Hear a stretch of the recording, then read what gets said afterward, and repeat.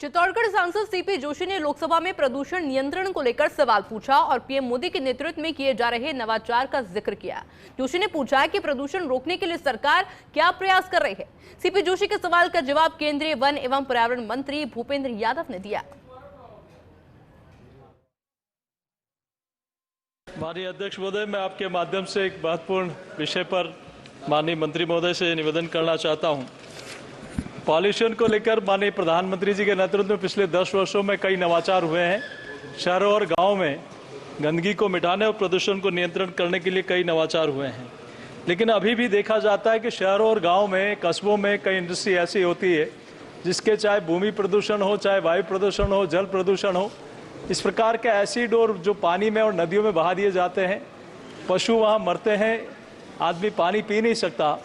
तो इस प्रकार के प्रदूषण को नियंत्रण करने के लिए सरकार कई बार खेती आसपास की बंजर हो जाती है।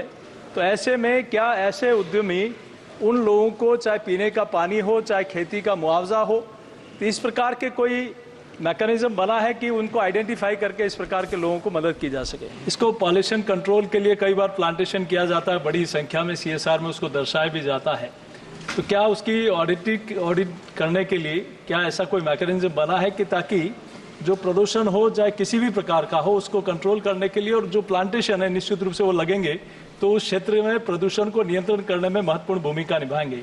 तो इस प्रकार का कोई मैकेनिज्म बना है कि कितने पौधे लगे, कितने सार संभाल हुई, कितने चल रहे हैं, क्या इस बारे में माननीय मंत्री महोदय से मैं जानना चाहूँगा। बहुत धन्यवाद। National clean air mission programme में पिछले 10 वर्षों के अंतर्गत 15वें वित्त आयोग के द्वारा 11,210 करोड़ रुपए स्वीकृत किए गए।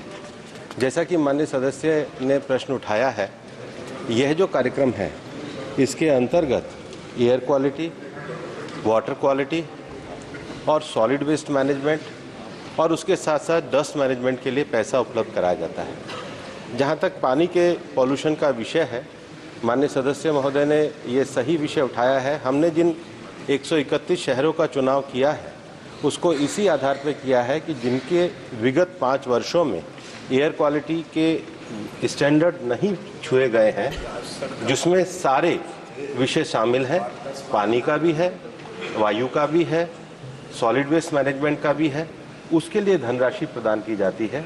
मैंने 131 शहरों की सूची भी इसके साथ संलग्न करी है और उसमें हमारे द्वारा वाटर क्वालिटी को सुधारने के कार्य लगातार किए जाते हैं, जिसकी CPCB से मॉनिटरिंग की जाती है और प्राणा पोर्टल पे जिसका अपडेट भी रखा जाता है। वैसे भारत सरकार में ग्रीन इंडिया मिशन के द्वारा ये कार्य किया जाता है।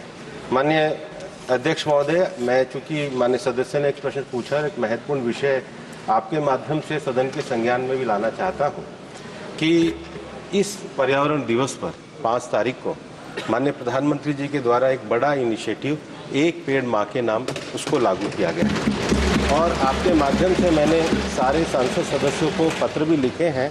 हमने जो लोकल DFO है उसको इसका नोडल ऑफिसर बनाया है। चूँकि ये पृथ्वी हमारी माँ के समान है, माँ ही हमको जन्म देती है और पृथ्वी हमको खाने के लिए फूड, एनर्जी, मेडिसिन से लेकर सब चीज़ें देती है। तो मैं आपके माध्यम से आह्वान भी करना चाहूँगा कि एक पेड़ माँ के नाम मिशन है, वो ट्री प्लांटेशन के लिए एक बड़ा कार्यक्रम है और आपके माध्यम से ये सदन भी उसमें सहयोग करे, ऐसी अपेक्षा।